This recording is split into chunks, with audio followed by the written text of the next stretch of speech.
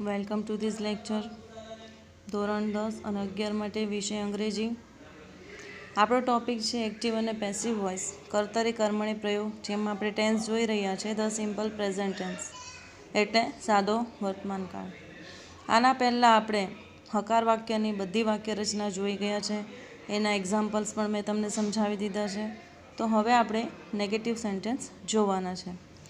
તો negative સેન્ટેન્સની format એટલે વાક્યરચના ફરી એકવાર જોઈ લઈએ કે એક્ટિવ વોઇસની વાક્યરચના શું હોય છે. કરતાં એકવચન હોય તો ડઝ, નોટ, વી વન. અહીં ડઝ છે એટલે અહીંયા ક્રિયાપદ મૂળ રૂપમાં આવશે. કર્મ, અન્ય, શબ્દ. એક્ટિવ વોઇસને પેસિવમાં ફેરવતી વખતે કર્તાનું સ્થાન કર્મ લે છે. કર્મ એકવચન હોય તો ઇઝ આવશે, નોટનું નોટ જ રહેશે, વી વનનું વી થ્રી થશે. બાય પ્લસ કરતા, અન્ય, શબ્દ. કર્મ જો આઈ હોય તો એમ આવે, નોટનું નોટ રહી, વી થ્રીનું વી થ્રી, પેસિવમાં વી થ્રી આવે, વી વનનું વી થ્રી થઈ જાય. બાય પ્લસ કરતા પ્લસ અન્ય શબ્દ. જો કરતા બહુવચન હોય તો ડુ આવે, એક વચન હોય તો ડઝ આવે, બહુવચન હોય તો ડુ આવે, નોટનું નોટ રહે. એક્ટિવ અને પેસિવમાં નોટ એ કોમન હોય છે. એક્ટિવ વોઇસમાં ક્રિયાપદ મૂળ રૂપમાં આવે. અહીં ડુ છે એટલે ક્રિયાપદ કેવું આવશે? મૂળ રૂપમાં. કર્મ, અન્ય, શબ્દ. Passive voice. કર્મ બહુવચન હોય તો આર આવે, નોટનું નોટ રહી, વી વનનું વી થ્રી થાય, બાય પ્લસ કરતા, અન્ય, શબ્દ. આટલું તમને સમજાયું. તો હવે આપણે સેન્ટેન્સ જોઈએ. Raghav does not play the piano very well. હવે અહીંયા પ્લે એટલે રમવાનો અર્થ નથી થતો. પ્લે એટલે વગાડવું. પિયાનો તમને ખબર જ છે, એક મ્યુઝિકલ ઇન્સ્ટ્રુમેન્ટ છે. Raghav does not play the piano very well. Raghav piano સારી રીતે વગાડતો નથી. તો રાઘવ શું સારી રીતે વગાડતો નથી? તો શું પ્રશ્ન પૂછતા આપણને મળશે કે રાઘવ પિયાનો સારી રીતે વગાડતો નથી. તો ધ પિયાનો એ તમારું શું થશે? કર્મ. એટલે આપણે કર્તાના સ્થાને અહીં કર્મ લખીશું. એટલે ધ પિયાનો, પિયાનો એક વચન છે એટલે ઇઝ આવશે, નોટનું નોટ રહેશે, પ્લેનું વી થ્રી થઈ જશે એટલે પ્લેડ આવશે.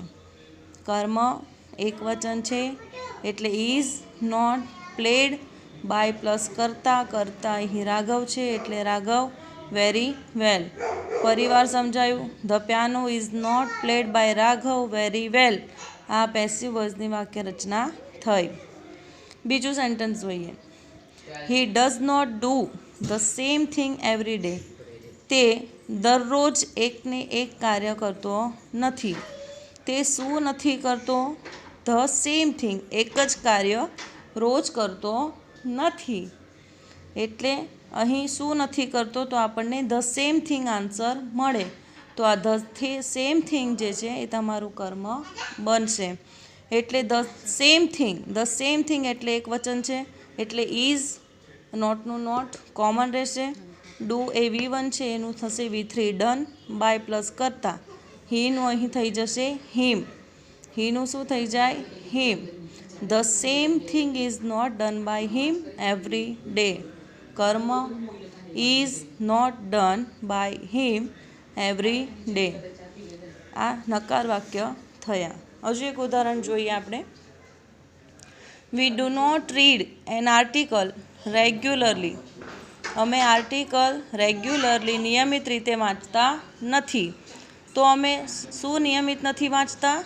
તો આર્ટિકલ. તો આર્ટિકલ એ તમારું કર્મ બનશે. એટલે વાક્યમાં શું પ્રશ્ન પૂછવાથી આપણને જે જવાબ મળે એ તમારું કર્મ બનશે. એટલે એન આર્ટિકલ, આર્ટિકલ પણ એક વચન છે એટલે શું આવશે? Is. An article is not. Read છે એનું વી વન અને વી થ્રી સેમ જ રહેશે. રીડનું વી થ્રી સેમ જ રહે, વી ટુ પણ સેમ જ રહે. An article is not read by us regularly. સમજાયું તમને? આર્ટિકલ તમારું શું થયું? કર્મ.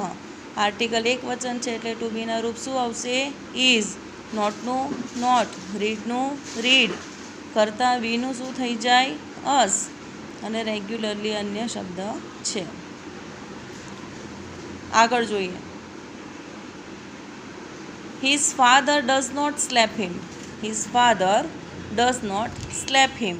તેના પિતાએ તેને ઝાપટ મારી નહીં. સ્લેપ એટલે ઝાપટ માર્યું. તેના પિતાએ તેને ઝાપટ મારી નહીં. આ વાક્યમાં ક્રિયાપદ સ્લેપ છે. ક્રિયાપદ શું છે? સ્લેપ. તેના પિતાએ તેને ઝાપટ મારી નહીં. અહીં શું પૂછતા જવાબ મળશે? ઝાપટ. તેના પિતાએ તેને શું ન મારી? તો ઝાપટ. પણ શું પ્રશ્ન પૂછતા આપણને ઝાપટ એવો જવાબ મળે છે અને એ ક્રિયાપદ પણ છે. મેં તમને આગળ પણ આવું સેન્ટેન્સ સમજાવ્યું છે કે જ્યારે ક્રિયાપદ અને શું પ્રશ્ન પૂછવાથી એક જ આન્સર મળતો હોય તો એ ક્રિયાપદ ગણાય, એ કર્મ ગણાશે નહીં. તો અહીં શું પ્રશ્ન પૂછવાથી આપણને સ્લેપ મળે છે, પણ સ્લેપ આ વાક્યમાં ક્રિયાપદ છે એટલે અહીં સ્લેપ એ કર્મ ગણાશે નહીં. તો બીજો કર્મ શું છે? જો શું પ્રશ્ન પૂછવાથી આપણને ન મળતો હોય તો પછી આપણે બીજો ગૌણ કર્મ શોધવો પડે અને ગૌણ કર્મ શોધવા માટે આપણે શું પ્રશ્ન પૂછવો પડે? કોને? તો આ વાક્યમાં કોને પ્રશ્ન પૂછવાથી તમને જવાબ મળે છે? His father does not slap him. તેના પિતાએ તેને ઝાપટ મારી નહીં. કોને ઝાપટ મારી નહીં? તો તેને. આપણને કોને પ્રશ્ન પૂછવાથી જવાબ મળી ગયો? હિમ. એટલે અહીં ગૌણ કર્મ મળશે. અહીં શું પૂછતા જવાબ મળશે? સ્લેપ. પણ સ્લેપ એ ક્રિયાપદ હોવાથી કર્મ બનશે નહીં. તેથી આ વાક્યમાં કર્મ હિમ બનશે. તેના પિતાએ તેને ઝાપટ મારી નહીં. કોને ઝાપટ મારી એવો પ્રશ્ન પૂછતા જવાબ મળશે તેને, એટલે હિમ. આમ હિમ એ તમારું કર્મ બનશે અને એ ગૌણ કર્મ કહેવાય છે. His father does not slap him. Active voice એનું પેસિવ કરીશું હી. હીનું શું થઈ ગયું? હી. અહીંયા હિમ છે એનું આપણે કર્મ શું કરીશું? હી. હી એક વચન છે એટલે ટુ બીનું રૂપ ઇઝ આવશે. નોટનું નોટ રહેશે. અહીં સ્લેપ એક વચન છે એટલે V1 છે એનું આપણે શું કરીશું? V3. સ્લેપનું V3 શું થાય? Slap. He is not slap. અહીં કરતા કોણ છે? હિઝ ફાધર એટલે by his father. He is not slap by his father. તેના પિતાએ તેને ઝાપટ મારી નહીં. તેના પિતા દ્વારા તેને ઝાપટ મરાઈ નહીં.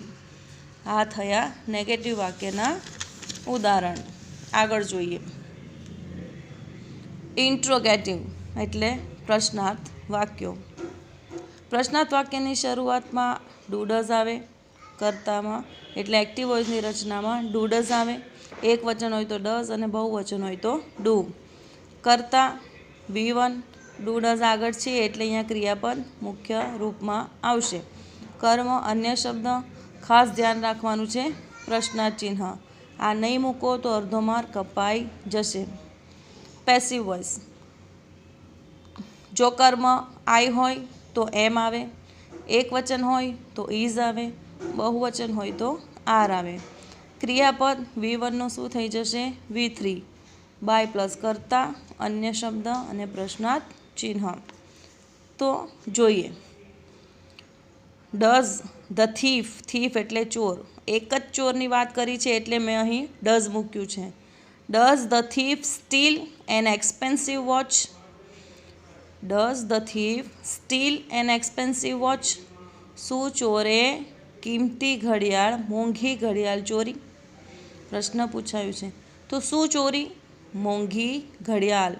શું પ્રશ્ન પૂછવાથી આપણને શું જવાબ મળે છે? An expensive watch. એટલે એક્સપેન્સિવ વોચ એ પણ એક વચનમાં છે. વોચિસ નથી લખ્યું મેં, ઓનલી વોચ લખ્યું છે એટલે એક વચન છે. એટલે મારે ડઝની જગ્યાએ શું મૂકવાનું? ઇઝ. સ્ટીલ. સ્ટીલનું શું થઈ જાય? V3. સ્ટોલન. બાય પ્લસ કર્તા, પ્રશ્નાર્થ ચિહ્ન. ડઝનું સ્થાન ઇઝ લે કારણ કે કર્મ એક વચન છે. Is an expensive watch stolen. સ્ટીલનું થાય સ્ટોલન. બાય થીફ, પ્રશ્નાર્થ ચિહ્ન. Next. Do teachers perform an important role in society? Do teachers. અહીં એસ છે. ટીચર શિક્ષકો એટલે બહુવચન હોવાથી અહીં ડુનો ઉપયોગ કર્યો છે.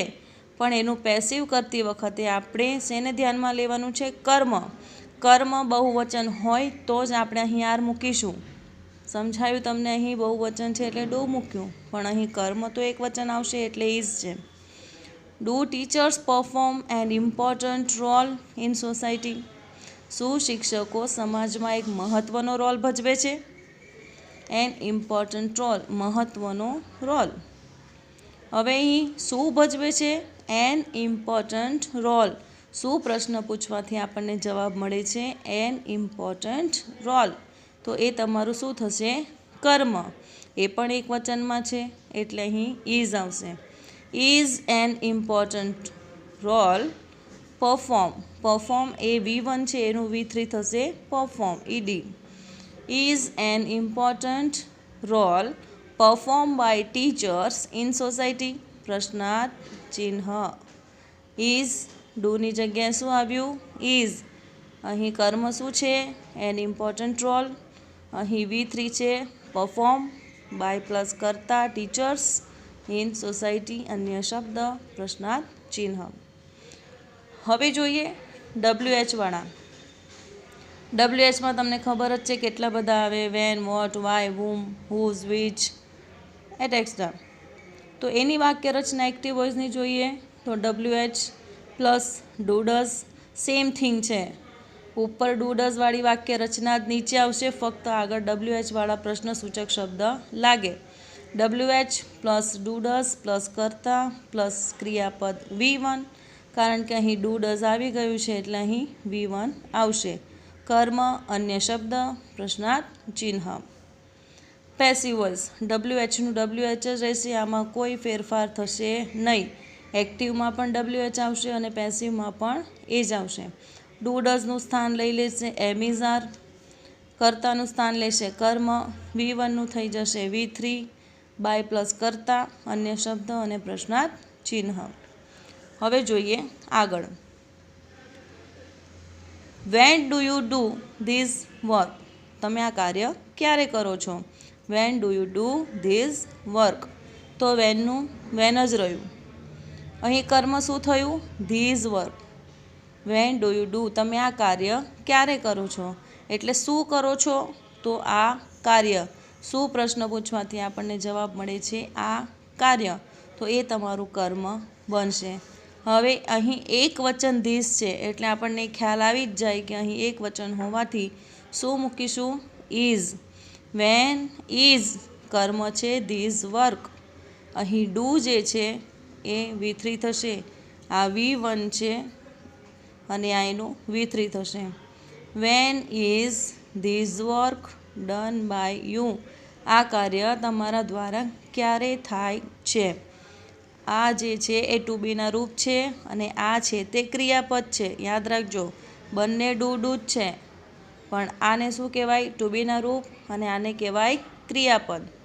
આનું આપણે V3 લખી શકતા નથી, આનું V3 થશે done.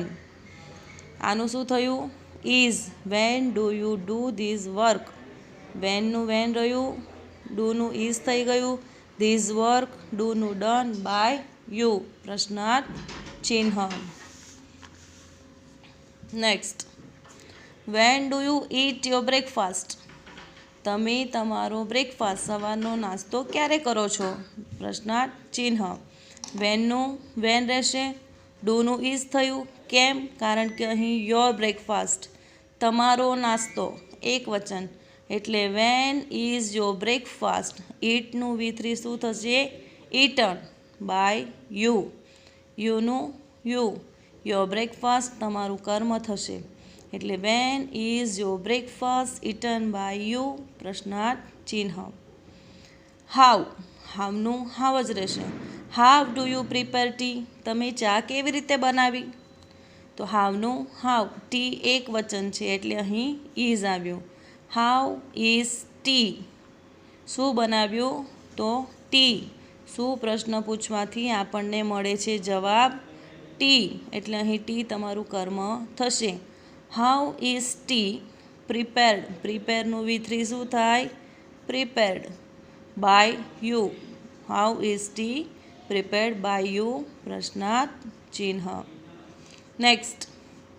Wear does she keep her money? તેણીએ તેના પૈસા ક્યાં મૂક્યા? તો વેરનું વેર જ રહેશે.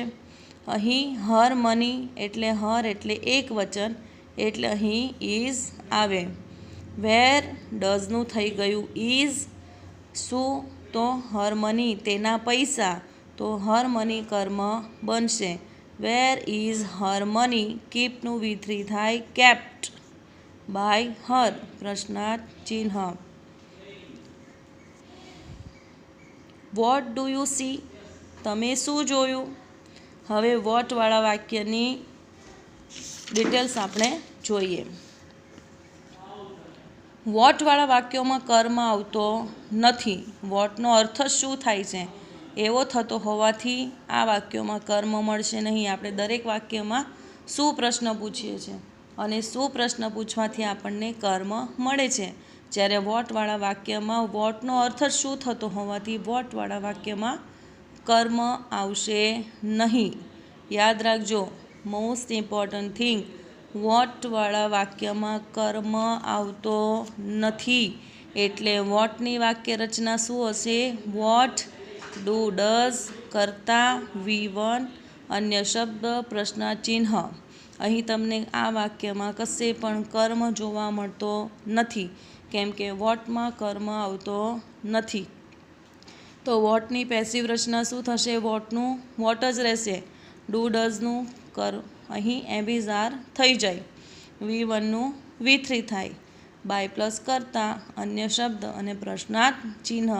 કર્મ આવતો નથી. વોટ પછી એમીઝ આર, એમીઝ આર પછી તરત જ આપણે ક્રિયાપદનું V3નું ફોર્મ મૂકવું. બાય પ્લસ કરતા, અન્ય શબ્દ.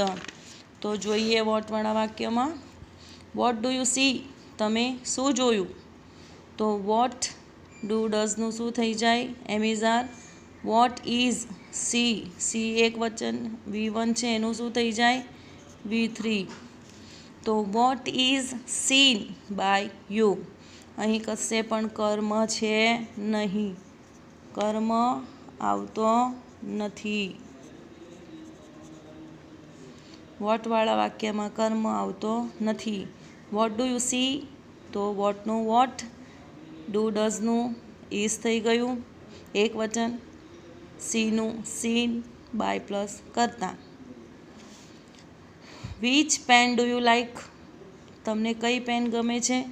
તો વિચનું વિચ. શું ગમે છે? તો પેન. તો પેન એ તમારું કર્મ થશે. કર્મ એક વચન છે એટલે અહીં ઇઝ આવે. વિચ પેન, ડુનું ઇઝ થયું કારણ કે કર્મ એક વચન છે. Which pen is like by you? લાઈકનું V3 like. Which pen is like by you? અહીંની વાક્ય રચના પણ ધ્યાનમાં લો. આપણે દરેક વખતે WH પછી ડુ ડઝ મૂકીએ છીએ, પછી આપણે કરતા લઈએ છીએ. અહીં વિચ પછી કર્મ આવે, પછી એમીઝ આર આવે. વિચ પછી શું આવે? કર્મ. વિચ પ્લસ કર્મ પછી આવે ટુ બીના રૂપ. દરેક વાક્યમાં એવું હોતું નથી. Which pen is like by you? પ્રશ્નાર્થ ચિહ્ન. હવે હુંવાળા વાક્યમાં કરતા આવતો નથી. હુંવાળા વાક્યોમાં કરતા આવતો નથી. વોટમાં કર્મ આવતો નથી. એવી જ રીતે હુંવાળા વાક્યોમાં કરતા આવતો નથી કારણ કે હુંનો અર્થ જ કોણ એવું થાય છે અને કરતા એટલે કોણ જ હોય. કરતા એટલે વાક્યનો કરનાર અને વાક્યનો કરનાર કોણ, એટલે હુંવાળા વાક્યોમાં કરતા આવતો નથી.